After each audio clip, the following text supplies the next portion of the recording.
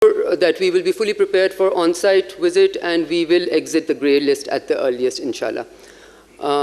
With that, I come to the end of my statement, but I want to emphasize over here one thing that we as a nation must remember and respect.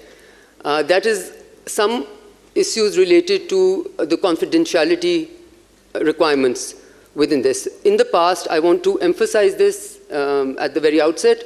In the past, our urge to share news has harmed us.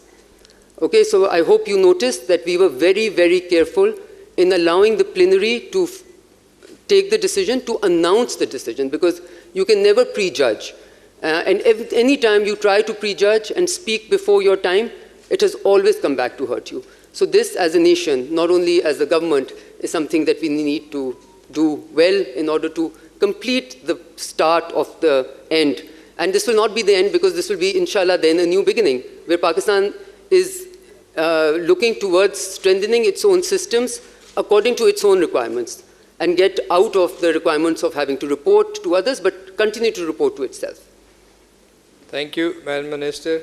I'm here to facilitate the questions and answers session.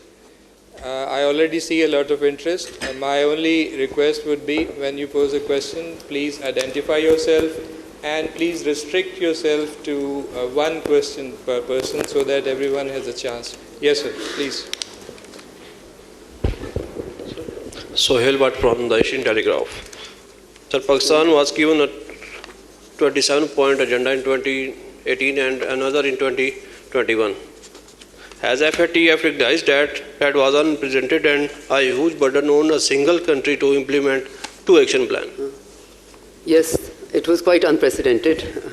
We were, in fact, the only country which has had two simultaneous action plans to implement.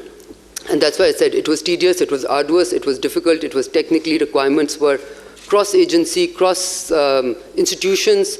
There was legal frameworks to take care of, there were amendments to do, and then there was institutionalization of those amendments of the new laws. Building of structures, building of systems. So really, I think it's too early to celebrate, because I genuinely believe that once, you can't prejudge anything.